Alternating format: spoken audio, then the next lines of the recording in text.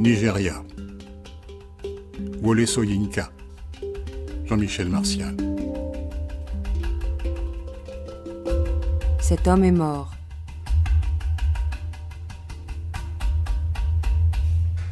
Mon arrestation et le complot monté contre moi furent deux choses entièrement différentes.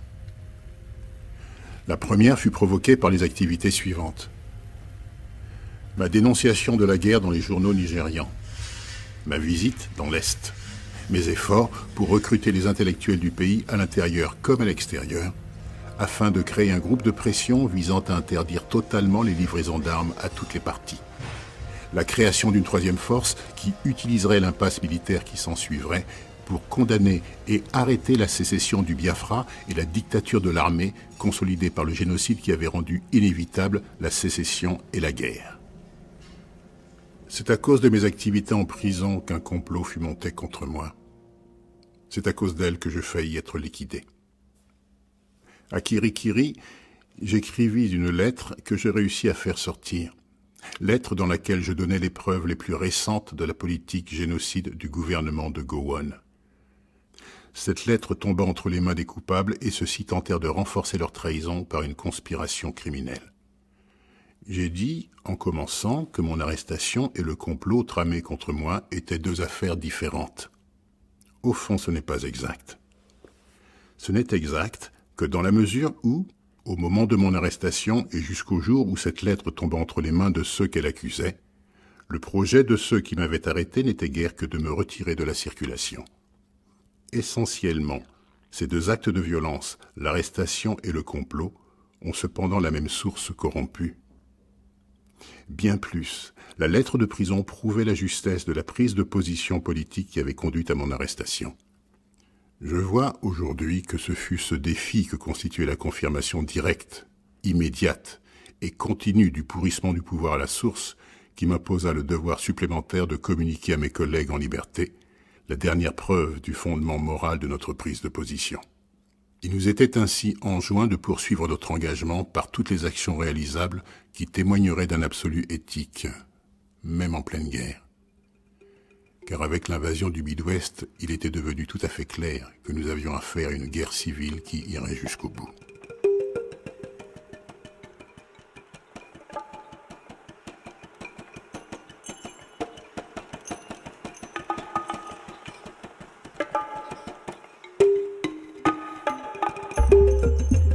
Je suis installé dans un bureau inutilisé, à l'étage au-dessus du bureau des interrogatoires. Ma lame D s'agite nerveusement. Ce que j'aimerais que vous fassiez pour moi, monsieur Soyinka, c'est simplement mettre par écrit tout ce que vous m'avez dit, tout ce qui concerne ce que vous avez fait pour arrêter la guerre, comment tout a commencé, ce que vous avez pu réaliser, les gens à qui vous avez parlé ou que vous avez encore l'intention de rencontrer. Vous savez, tous les détails et tout ce que vous auriez pu oublier. Je suis persuadé que votre cas sera réglé très rapidement. Vous n'avez qu'à m'aider en mettant tout par écrit et ensuite, nous pourrons reprendre un ou deux points. Est-ce que je pourrais avoir une machine à écrire? Mon écriture est si mauvaise. Ce fut ma première pensée à ce moment-là. Rien d'écrit de ma main. Et pas de signature sur quoi que ce soit.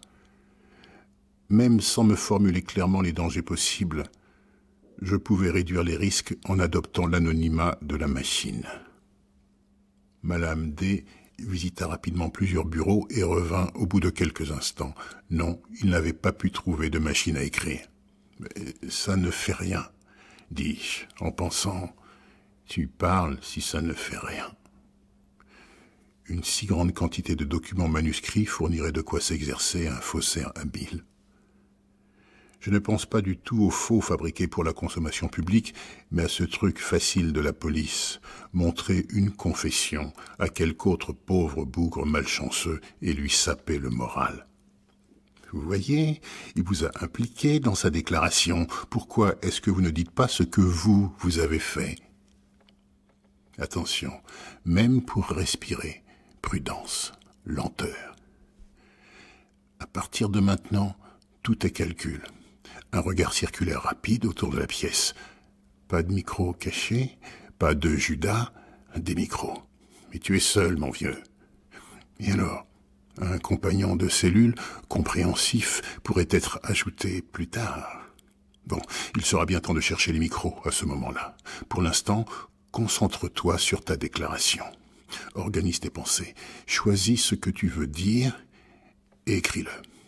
Pas de rature, qui ne ferait qu'éveiller les soupçons. Qu'est-ce que vous avez raturé? Pourquoi? La première séance avec Madame D est maintenant identifiée. Une escarmouche préliminaire. Un interrogateur éclairé, ça n'existe pas. Les méthodes diffèrent, c'est tout. Tout système qui utilise la machine du secret contre un individu quelconque relève des méthodes de la Gestapo. L'esprit Gestapo croit davantage à l'emprisonnement qu'à l'élargissement, à la culpabilité qu'à la justice.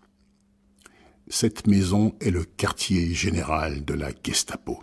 Il n'y a pas d'autre terme, pas d'autre point de vue pour survivre. Et je me mis à écrire.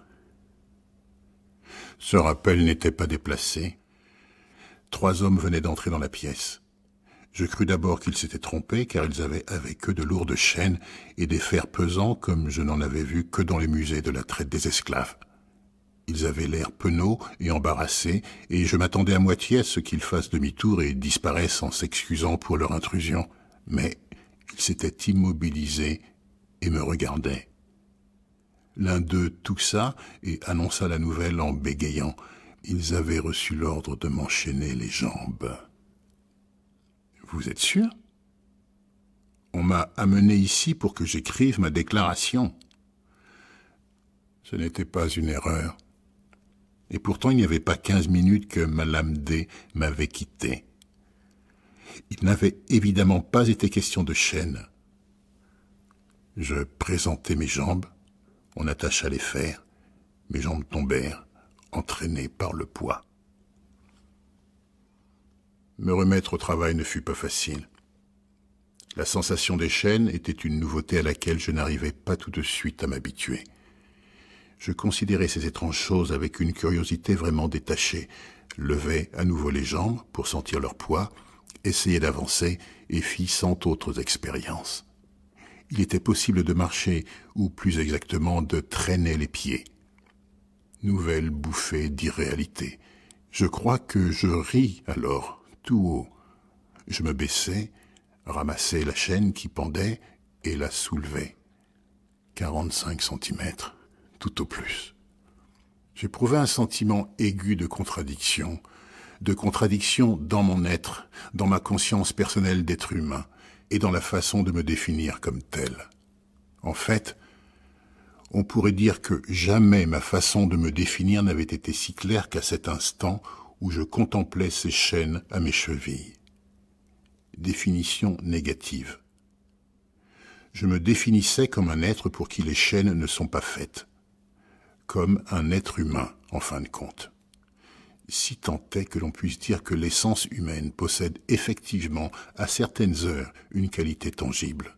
Je goûtais et ressentis cette essence dans la contradiction de cet instant. Cela n'avait rien de nouveau. Indirectement, par idéologie ou par mémoire raciale, des gens vivant la vie la plus douillette peuvent ressentir et ressentent effectivement cette contradiction avec une vivacité suffisante pour se changer en révolutionnaires passionnés. Les entraves abstraites, intellectuelles, sont rejetées tout aussi passionnément. Mais celui qui fait l'expérience des entraves matérielles n'est pas seul, surtout si c'est un noir. J'avais fait cette expérience, me semblait-il, des centaines d'années auparavant, comme je crois bien avoir fait celle du déclenchement d'un instant très sûrement réincarné lorsque, à l'école, je rencontrais pour la première fois dans des livres d'histoire des gravures représentant des esclaves en marche. Même lorsque j'aperçus pour la première fois des fous confiés à des guérisseurs traditionnels, les chevilles enchaînées pour maîtriser leur violence. Le degré de refus de cette thérapie relevait, je le pense souvent, de la mémoire raciale. De toute évidence, ce ne peut être une expérience strictement personnelle. Cet instant où la clé fut tournée dans les serrures me revient souvent. Moi, assis sur une chaise à dossier droit, les deux hommes penchés à mes pieds pour attacher les fers, un troisième individu surveillant l'animal dangereux pour le cas où il attaquerait. Et il me vint à l'esprit, tandis que la scène de l'enchaînement se déroulait devant mes yeux, que nous étions tous noirs. Que Malham D, un autre noir, avait donné des ordres et puis s'était enfui. Que je ne faisais pas partie d'une chaîne de forçats en Alabama du Sud ou à Johannesburg, mais que cette antithèse humaine se jouait dans un bureau moderne d'un gratte-ciel moderne de Lagos, la cosmopolite, en l'année 1967.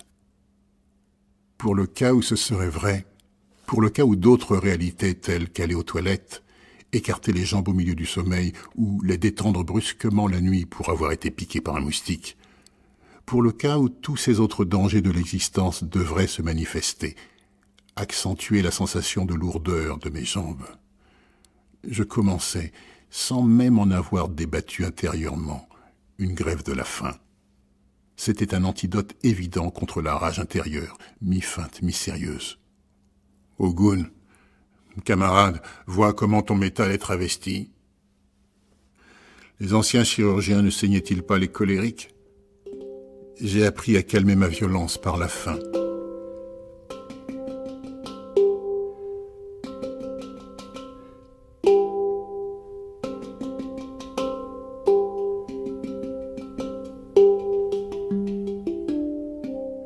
Nuit, rencontre brève, étrange. Je m'étais assoupi. Soudain la porte s'ouvrit brusquement et une femme fut catapultée à l'intérieur. Restez là et bouclez là. Le policier donna des ordres pour faire enfermer d'autres personnes dans différents bureaux. À son accent, je sus qu'elle était Ibo. Je n'avais jamais vu une femme dans un tel état de terreur. Il lui fallut même quelque temps pour s'apercevoir qu'elle n'était pas seule dans la pièce.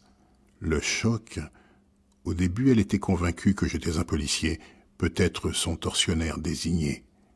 Le choc la précipita dans l'autre coin de la pièce, d'où elle me regarda avec des yeux immenses, remplis de panique, et une gorge palpitante qui eut du mal à étouffer un hurlement. Puis elle abaissa son regard et découvrit mes chaînes. Je vis son corps se détendre, plein de pitié. Elle avança sa main, tâtant la table, comme pour se rassurer au contact d'un objet solide. Je l'observais en silence. Elle n'avait plus besoin de réconfort. La vue de mes chaînes en avait fait davantage que mes paroles n'auraient pu le faire. Elle l'avait calmée. Mais ensuite, je vis apparaître un nouveau changement sur son visage. Elle s'immobilisa soudain, incrédule. Elle m'avait reconnu. Je le vis avant même qu'elle ouvrît la bouche. « N'êtes-vous pas Wole Soyinka ?» Je fis oui de la tête. Son regard glissa de mon visage à mes jambes et de nouveau à mon visage. Une pause pour comprendre. Puis elle fondit en larmes. Le gardien, qui s'était éloigné un instant sans doute pour aider à accueillir le nouvel afflux de suspects, jeta un coup d'œil à l'intérieur, horrifié. « Qu'est-ce qu'elle fait là ?» Il hurla dans le corridor pour appeler le policier de service. « Personne dans cette pièce avec ce suspect !» Quand ils firent irruption, elle avait cessé de pleurer. Le policier de service était tout confus. Il ne savait pas qu'il y avait quelqu'un. Ils emmenèrent la femme, plus calme, plus forte. À la porte, elle se retourna et me regarda de façon que je vois bien, que je sache qu'elle n'était plus effrayée, que jamais plus elle ne serait terrorisée. Je lui fis comprendre que j'avais vu son geste, et je me demandais si elle se rendait compte de la force que j'avais tirée de cette rencontre.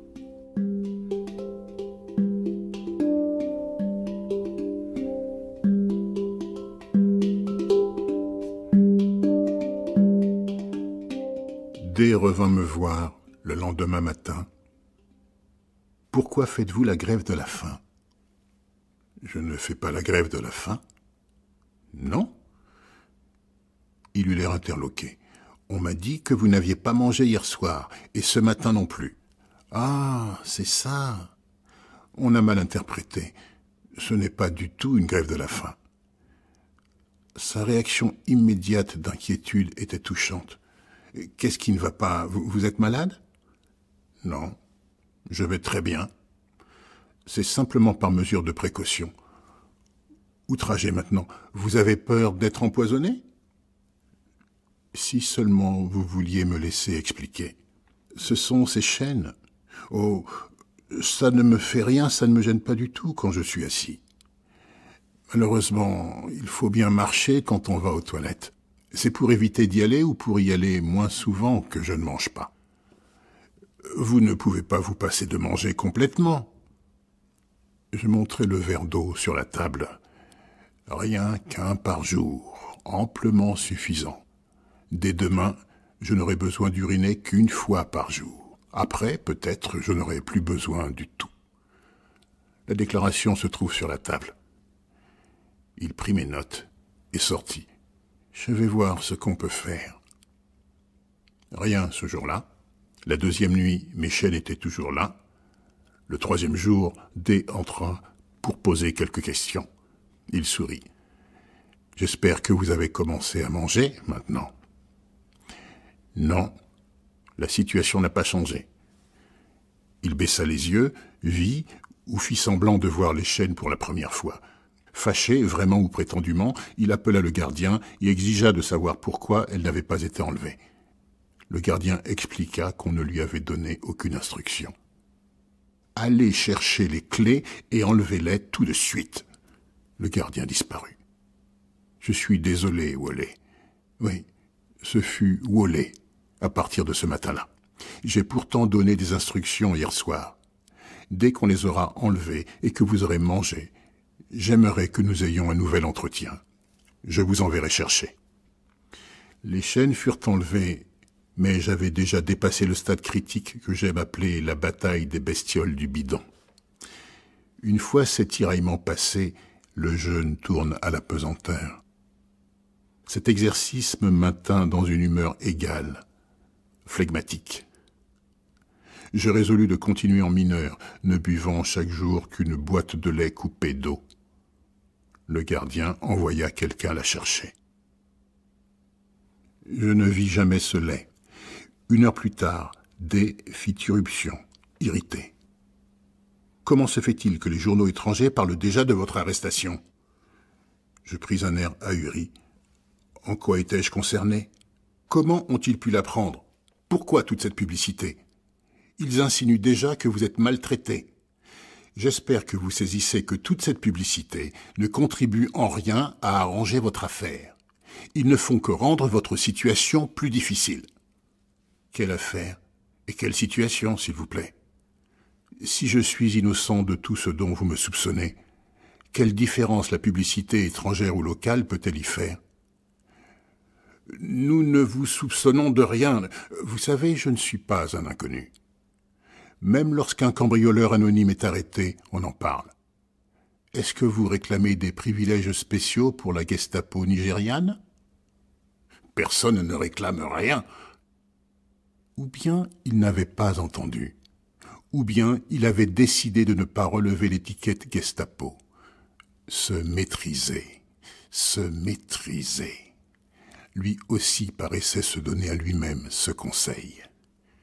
Écoutez, Wolé, nous savons que vous êtes célèbre dans le monde entier, mais ces journaux étrangers ont une tendance naturelle à la malveillance. Chaque fois qu'ils ont l'occasion de calomnier les autorités, jeune, exalté, incertain et victime des dilemmes inhérents à sa situation, il continuait à parler pour sortir de son attitude déraisonnable.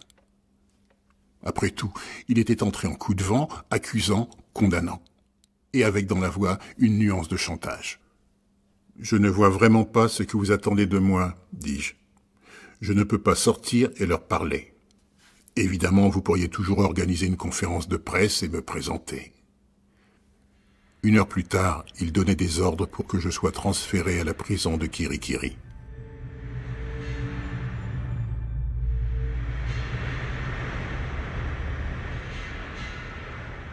Je m'installais dans la monotonie de Kirikiri qui s'était elle-même installée dans un train-train de lecture-promenade, lecture-repas, lecture-sommeil. Il n'y aurait plus d'interrogatoire, cela je le savais. Des livres ? Surtout des romans de 4 sous sur une petite étagère du bureau du directeur de la prison. Il n'y avait pas de vraie bibliothèque.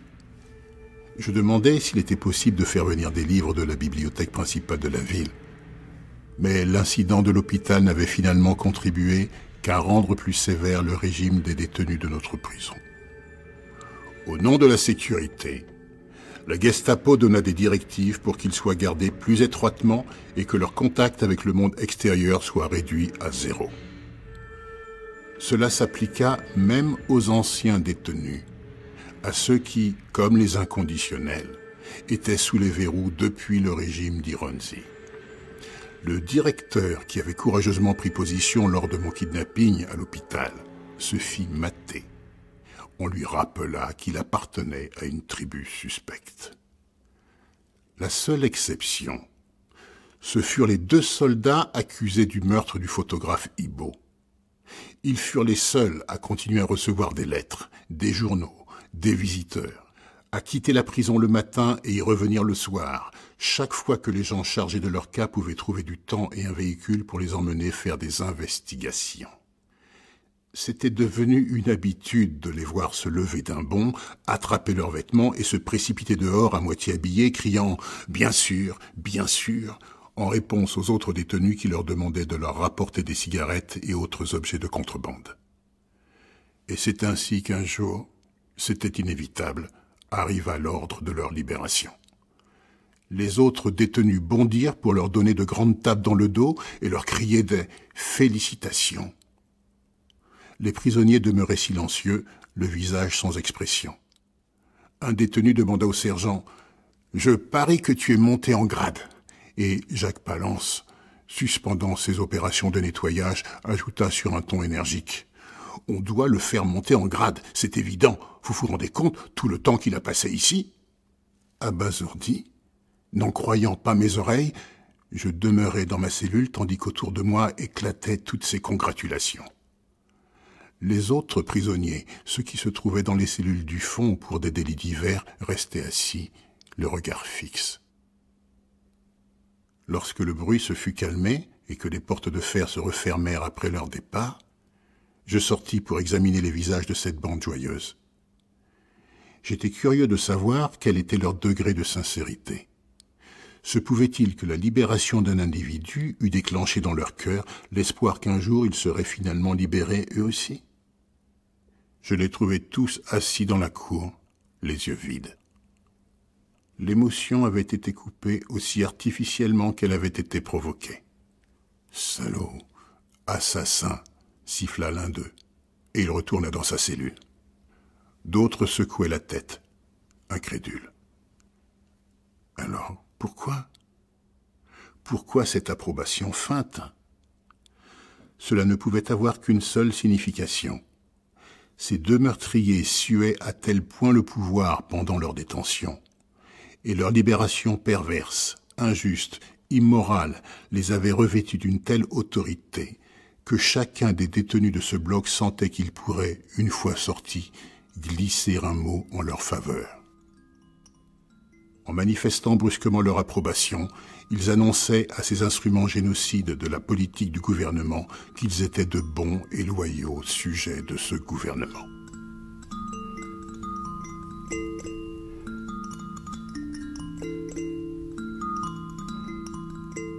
Trois jours plus tard, incapable d'accepter plus longtemps la loi des murs de la prison, je commençais ma lettre aux collègues politiques. J'utilise ce terme de préférence à l'autre, camarade politique, pour distinguer les attitudes face aux situations de conflit. Pour distinguer d'une part ceux qui croient que la prison est une sorte de lieu sanctifié dont l'habitant doit non seulement obéir aux lois de l'administration, mais aussi abandonner toute participation à la lutte qu'il y a à mener, se conduisant toujours de manière à se faire libérer rapidement, et d'autre part, les camarades qui reconnaissent que la prison n'est qu'une nouvelle étape de la lutte à mener, que la prison, surtout la prison politique, est une institution artificielle à plus d'un titre, et dont il faut dévoiler l'imposture et démontrer l'impuissance. Et ce n'est pas seulement à l'injustice à l'intérieur de la prison qu'il faut s'attaquer. Ce n'est pas seulement le prolongement fasciste du pouvoir extérieur dans la prison qu'il faut vaincre, bien qu'évidemment cela constitue l'aspect le plus important de la lutte du prisonnier. Là où c'est nécessaire, là où on fait appel à sa conscience sociale, l'engagement du prisonnier à des idéaux absolus ne peut plaider l'excuse de l'immobilisation pour tourner le dos au combat en faveur d'une société juste. Tandis que mes collègues se tâtaient le pouls pour savoir quelle attitude prendre face aux exigences d'un nouvel appel pour la justice, l'existence de la lettre parvint à la connaissance d'un des 100 laquais du gouvernement que comptait le corps universitaire d'Ibadan. Il réussit à se procurer la lettre, la fit photocopier et la transmit consciencieusement à ses patrons de l'armée. Avant la lettre, une décision avait été prise relativement à ma libération. À la suite du rapport à la fois de Madame D et d'un certain Chinkafé, non seulement l'ordre de ma libération avait été donné, je n'étais pas encore officiellement en détention, mais la nouvelle en avait été ébruitée par le bureau de presse de la police. En fait, la nouvelle avait paru dans un journal. Le drame des jeunes fonctionnaires zélés du système tels que Madame D, c'est qu'ils s'imaginent être parfaitement au courant des diverses intentions du pouvoir, car ils se considèrent comme faisant partie de ce pouvoir. Ils croient, lorsqu'ils se laissent utiliser à des fins sordides, que leurs actes sont en fait de l'instinct de conservation, puisque la victime a dirigé ses actions contre leur existence au sein du pouvoir. Bref, ils se croient placés au cœur même du pouvoir et au fait de tous ses secrets. Ma décision de ne mentionner Madame D que par son initiale, malgré les preuves que je possède de sa collaboration au complot, n'est due qu'à sa jeunesse, à sa naïveté et à la possibilité que des individus comme lui soient encore récupérables. Les autres appartiennent à une espèce incurable, avec de simples différences de degré dans l'animalité et l'opportunisme. Lorsque la lettre fut livrée à un membre du Conseil militaire suprême, mes affaires entrèrent dans une phase toute nouvelle. Plus que jamais, l'enjeu tout simple était la vie ou la mort. Habituellement, tous les renseignements mensongers donnés à la police sur mes activités m'étaient transmis même en prison. Ils étaient faciles à obtenir parce que, entre autres raisons, il fallait d'abord qu'ils soient fabriqués, puis discutés, puis proposés en bonne et due forme au service de la propagande et du renseignement pour être triés, examinés attentivement et évalués. Et le sentiment d'être au pouvoir, de participer à des événements historiques ouvrait un nombre de bouches à peine croyable. Cependant, ce document fatal fut transmis directement à la hiérarchie supérieure. Un matin, les hommes de la sûreté arrivèrent à la prison. On m'amena dans un bureau, et à ma stupéfaction, on prit mes empreintes digitales. Pendant un bref instant de stupidité, j'espérais vainement qu'on allait m'accuser en bonne et due forme et me faire remplir des papiers en vue d'être jugé prochainement. Mais ils remballèrent leur tampon encreur et s'en allèrent. Et puis, plus tard, cet après-midi-là, je reçus une visiteuse, ma femme. Nous parlâmes environ 1 heure, non seule à seule, mais en présence de Madame D et de 3 gardiens de la prison. La rencontre eut lieu dans le bureau du directeur. Le lendemain, un communiqué de presse fut publié. Communiqué concis et élégant. En récompense de ses aveux, insinuait-on dans l'esprit du lecteur, le traître repentant a pu recevoir la visite de sa femme. Il est heureux, satisfait et détendu, content de s'être soulagé. La machine militaire utilisait pour mon affaire des experts de premier ordre en psychologie des masses.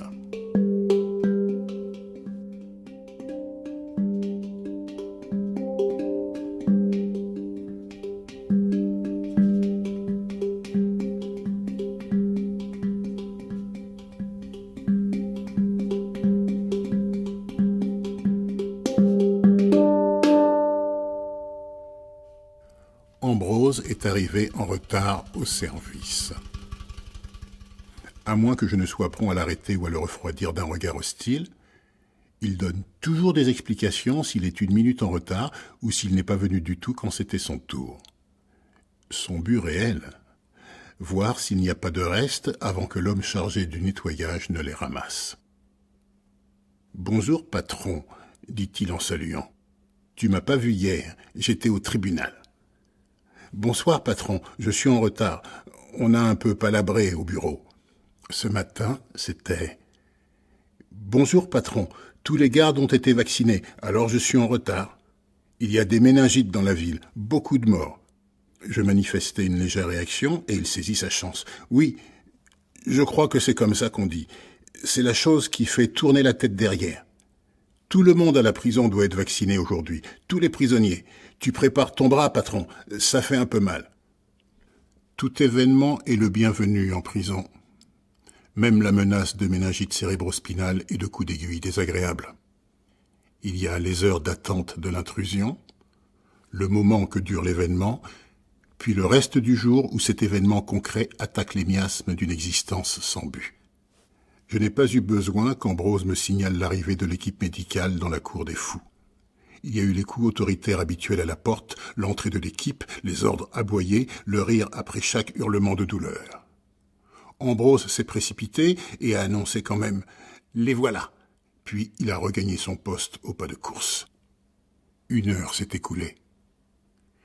J'ai entendu le portillon s'ouvrir et l'équipe s'en aller comme elle était venue. Ambrose, incrédule, a entrouvert son portillon à lui pour voir ce qui se passait, l'a refermé et est revenu me trouver. « Je comprends pas, a-t-il dit. Je pense qu'ils ont oublié de leur dire que tu es ici. Ou peut-être qu'ils reviendront pour toi tout seul demain. » Tous les habitants de la prison, y compris les condamnés à mort, ont été vaccinés contre la méningite cérébrospinale. J'essaie de me rappeler ce que je sais de cette maladie. Je n'ignore pas qu'elle est très contagieuse et pas simplement par contact. Les microbes sont véhiculés par l'air. Lorsque je me promène dans la crypte, je me surprends à jeter des regards involontaires par-dessus le mur, comme si je pouvais repérer et éviter les germes de cette nouvelle menace pénétrant en douceur à travers les barbelés pour réaliser les espoirs de ceux qui ont ordonné que je ne sois pas vacciné, car je sais qu'il ne s'agit pas d'un oubli. C'est une autre possibilité naturelle de la solution ultime.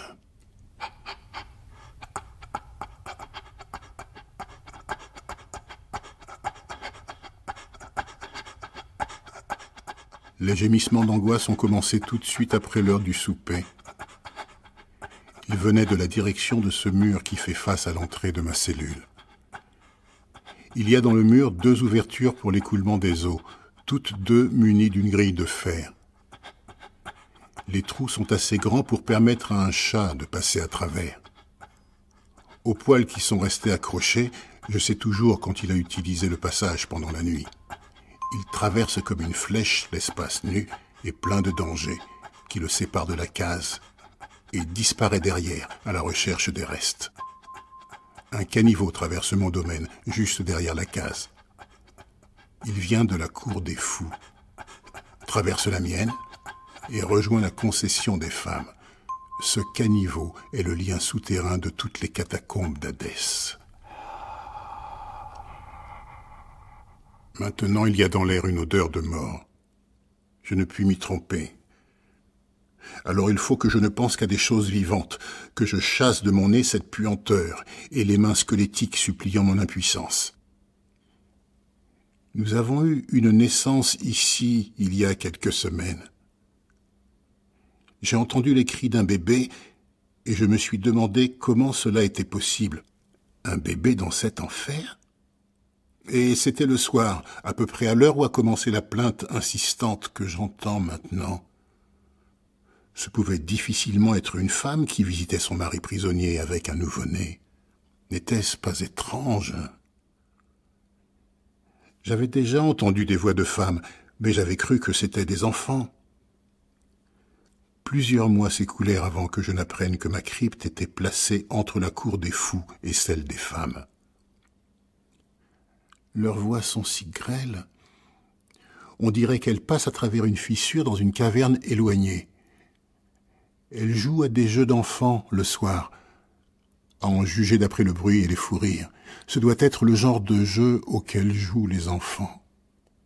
Et ces chants que j'avais imaginé venir de l'extérieur de la prison, un soir où tout était calme, j'ai même pu saisir les paroles. Frère Jacques, dormez-vous, dormez-vous, sonnez les matines, ding dong dong. Elle chante sur ce ton apathique, inexpressif, sur lequel les enfants de nos écoles chantent les chansons étrangères imposées dans le programme par des missionnaires sans imagination, mots sans vie, alors même que ces chansons s'accompagnent de jeux. Mots pour eux dépourvus de sens, territoire et sentiments étrangers. Alors, la maîtresse de musique mal avisée ne peut en tirer que cette interprétation anémique. C'est sans doute parce que je me souvenais de tout cela que j'ai longtemps imaginé que ces voix, ces chants et ces jeux étaient ceux des enfants s'amusant sous les manguiers du monde extérieur.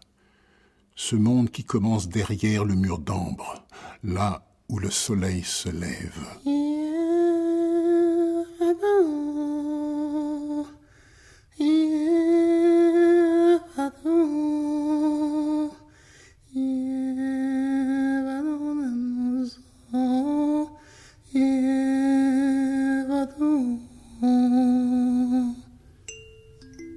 Pour la première fois, cela évoqua, malgré tous mes efforts pour les refouler, des souvenirs d'enfance. Un presbytère rempli d'enfants. Je fis un dernier effort et chassai cette scène de mon esprit, violemment. À sa place, surgirent l'odeur des fleurs, un lever de soleil, le trill d'une guitare, la fin païenne, mélancolique de l'Orfeo Negro, la danse du printemps par les deux enfants, héritiers de la magie évocatrice du lever de soleil, de l'éveil des semences dans le sol sous leurs pas innocents. Car un enfant nous est né. C'était le cri d'un nouveau-né, celui de cet enfant. Il exprimait l'insistance angoissée qui constituait tout son nouveau monde, l'élan résolu de toute la véhémence de son petit corps. J'entendis sa mère fredonner, plus de doute. Une autre voix féminine, dolente et irritée, intervint et la scène devint presque humaine. La voix de la mère qui était celle de toutes les femmes de chez nous, prodiguant de pressants conseils, prenant le parti de l'enfant. Mais les voix restaient assourdies, les femmes irréelles. Ce n'étaient pas des êtres de soleil, comme les mangues palpitant dans l'aurore. Des fantômes, de purs fantômes immatériels dérivant dans la caverne des brumes. À l'intérieur de leur monde des enfers, l'enfant est un monstre au grand gosier.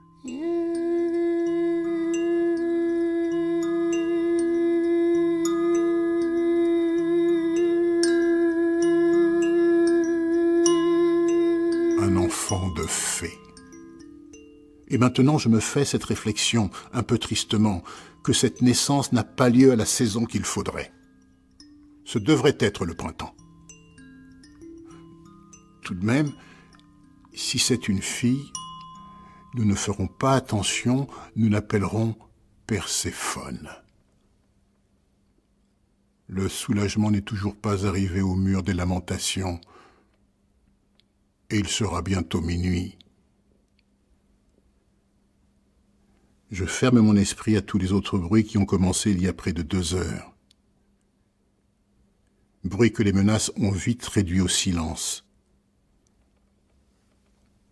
Les autres prisonniers, compagnons de l'homme gémissant, s'étaient mis à crier au secours.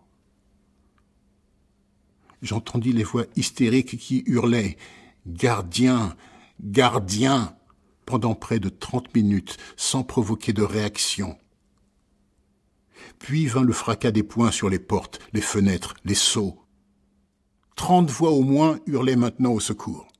j'entendis qu'ininterrompu, derrière ce vacarme, sur la même note et au même rythme, comme si sa douleur s'était sublimée en ce dernier bruit automatisé, s'élevait le gémissement qui persistait.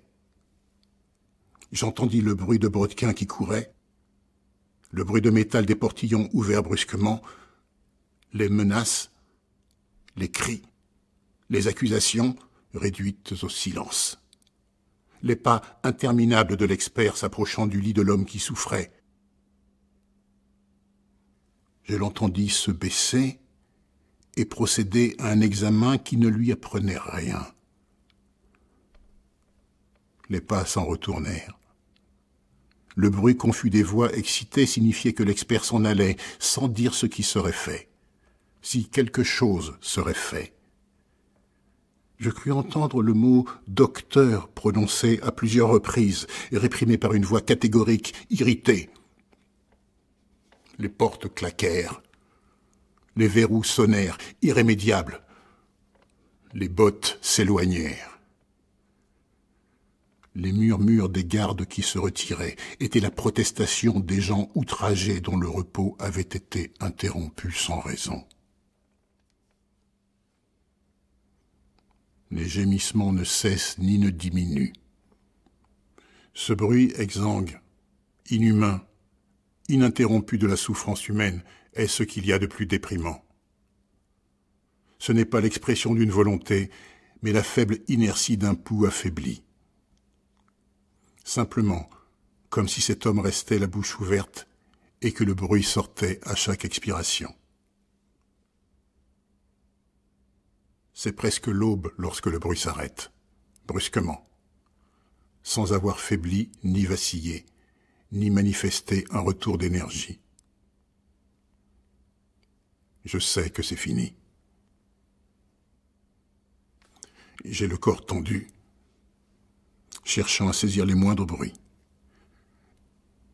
Un homme s'est levé, s'est approché du silence pour s'enquérir. D'autres s'asseyent dans leur lit. Quelques-uns rejoignent le premier. 1 minute plus tard, j'entends le murmure des prières. Elles se poursuivent jusqu'à l'ouverture des portes.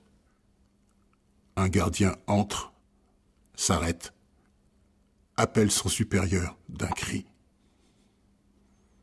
Bientôt c'est l'heure où tous les morts s'éveillent. Lorsque la clé tourne dans ma serrure, je demande au gardien ce qu'est devenu celui qui souffrait.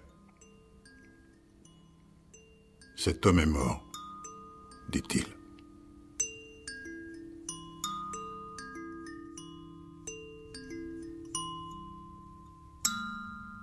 J'ai fait une étrange découverte ce matin. Je suis enceinte. Pendant de longues minutes, je me suis penché sur cette évidence, me demandant comment cela a pu arriver. Car le fait est là, ronde, compacte et ferme, une protubérance en forme d'œuf qui n'a rien à faire sur ma taille. Étant donné mon sexe, cela ne devrait vraiment pas m'arriver. Évidemment, on a connu des choses plus étranges encore. Un homme pourrait bien changer de sexe subrepticement sans qu'on le remarque dans une atmosphère aussi asexuée.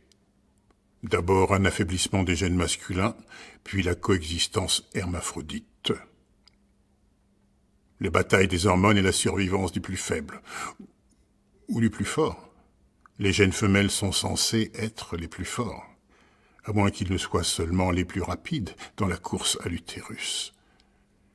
Quelque chose de ce genre. De toute façon, là n'est pas la question. Après tout, je vis depuis plus d'1 an dans le célibat le plus strict. Serait-ce le kwashiorkor?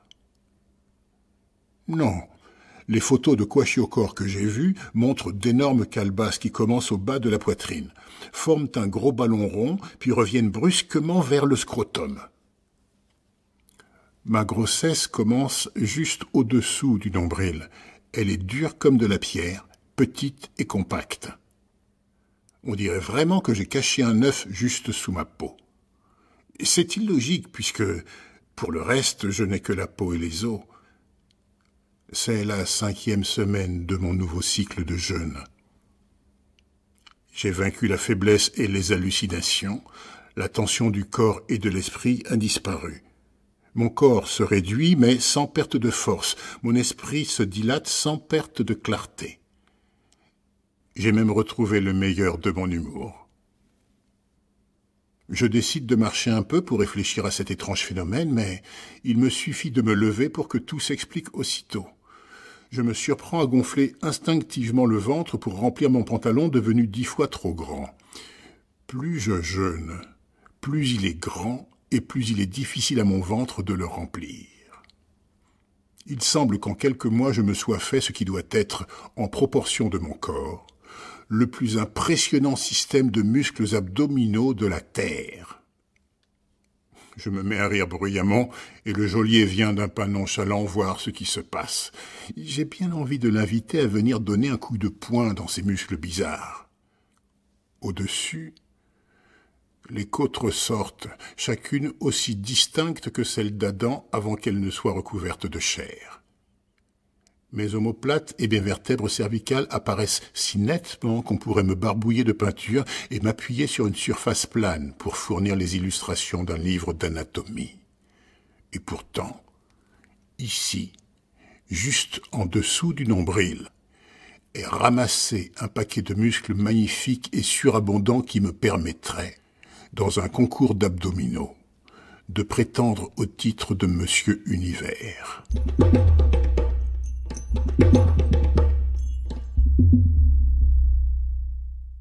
Tu prépares toi, dit Polyphème. On va à l'hôpital.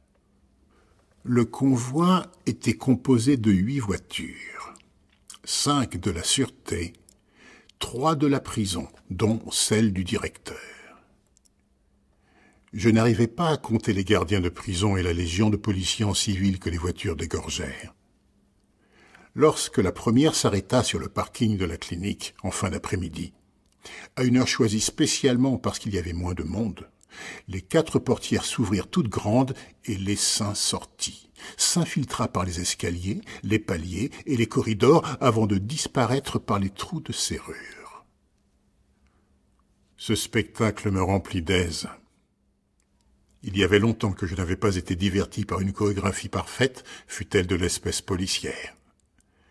Doucement mais fermement, le spécialiste des yeux réduisit les hommes à un nombre tolérable dans la salle de consultation. Les pauvres gardiens fournis par le grand voyant pour cette sortie solennelle, où les bandelettes de la momie allaient être enlevées, ces pauvres gardes du palais furent devancés, dépassés, déjoués par les derviches en Pékin. Il avait perdu la première bataille devant les portes de la prison lorsqu'il avait tenté de faire comprendre qu'un déploiement de forces de sécurité aussi important était non seulement inutile, mais embarrassant. Ces Land Rover délabrés ne faisaient pas le poids devant les 12 Peugeot de l'escouade de la sûreté. Même sa berline particulière perdait un peu de son allure face au parfum de pouvoir exhalé par les services secrets. 5 jours et 2 visites plus tard, toujours engagé dans la série des examens prescrits, semble-t-il, par le grand homme lui-même, mes accessoires de pouvoir s'étaient réduits à une Land Rover de la prison et une voiture de police. Je protestais en voyant la détérioration de mon statut, menacé de ne plus collaborer à moins que mon grade d'homme dangereux ne soit relevé à son niveau primitif. L'officier promit d'en faire état à qui de droit. À la 5e visite, la dernière, mon déclassement atteignit son étiage. La police n'envoya aucun véhicule. Un seul homme vint. À pied. C'était la visite chez le dentiste. Et nous montâmes dans la berline poussive du grand voyant, accompagné de l'agent des services secrets qui, de toute évidence, s'ennuyait à mourir. Je me plaignis auprès du grand voyant de ce que les gens de la sûreté commençaient à me négliger. Mais mon humiliation devait aller encore plus loin. Tandis que j'étais assis dans le fauteuil du dentiste, il y eut tout à coup une panne de courant. Je m'attendais à ce que le policier bondisse, sorte son revolver et m'ordonne de ne pas bouger, ou qu'il se jette sur moi afin de prévenir toute tentative de fuite. Mais il sortit tout simplement du cabinet pour trouver un endroit où il aurait assez de lumière pour continuer à lire son journal. Il ferma même la porte. Quelle tristesse de ne plus être considéré comme un homme dangereux.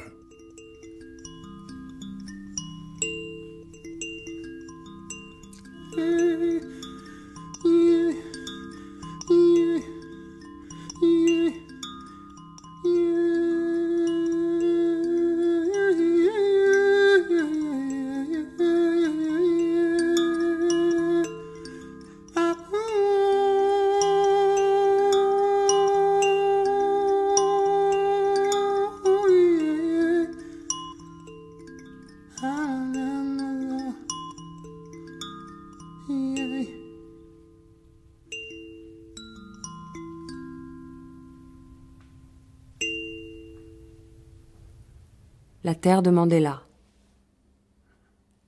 Ta logique m'effraie, Mandela. Ta logique m'effraie. Ces années de rêve, de temps précipité en vision d'espérance et de tâches à nouveau savourées. L'appel, le rythme préparé pour exploser en supernova autour d'un meilleur des mondes.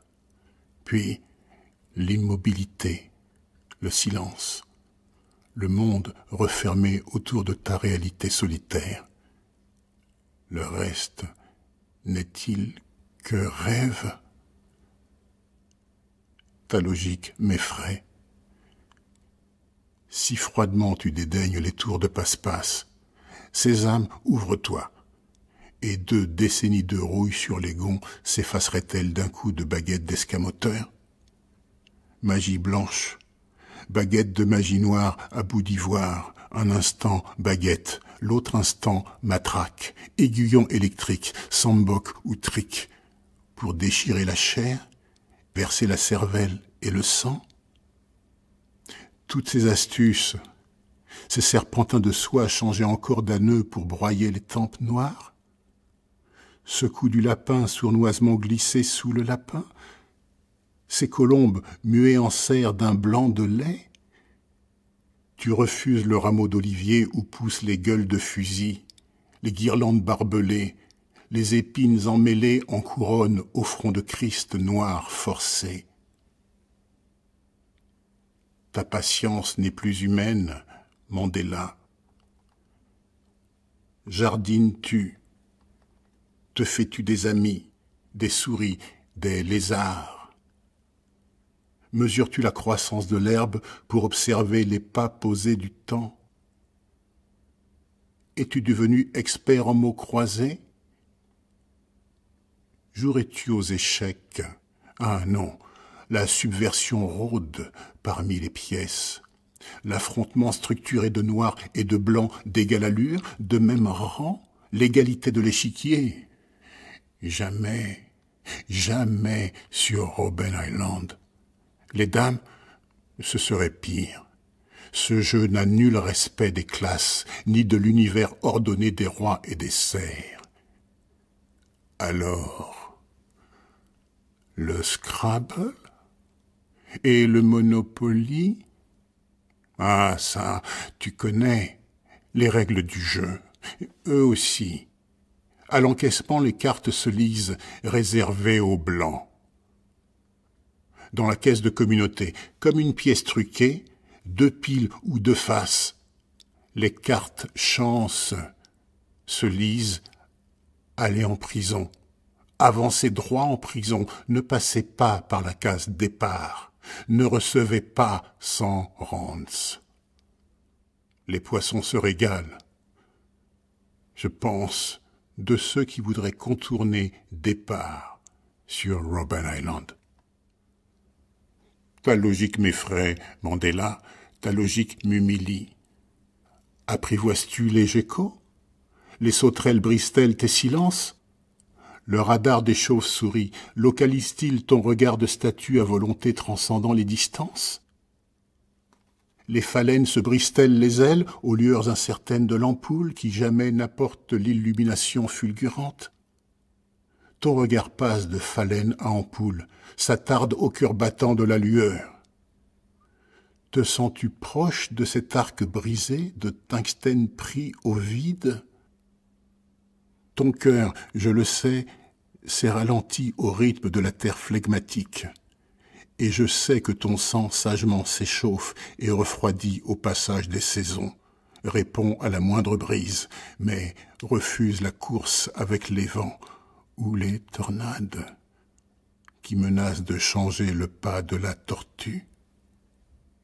Notre monde est-il à des années-lumière? Mandela, perdu dans les visions de ce défi suprême, à la suprématie sinistre d'une race, que te faut-il pour revenir sur terre? Le pas lourd, inhumain de ton gardien de nuit? Le viol du regard aviné glissant par le Judas? Dis-moi, Mandela, ce garde est-il ton prisonnier? Ta générosité me menace, Mandela. Cette peau de tambour tendue de ton cœur sur laquelle par millions nous dansons. Nous sommes, je le crains, des sangsues grasses, accrochées à tes veines. Nos imprécisions quotidiennes émoussent le tranchant vif de ton vouloir. Nos compromis épuisent le plein de ton action. À nourrir les ventres vides de vouloir d'un continent. Que restera-t-il de toi, Mandela?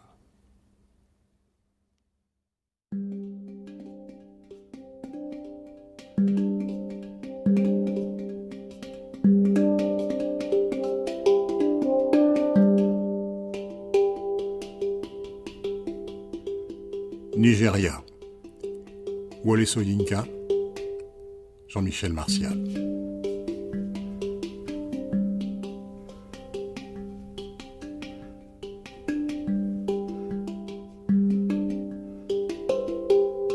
Équipe de réalisation: Éric Villenfin, Jean-Richard Dufour, Chloé Mauduit, Jean-Mathieu Zande.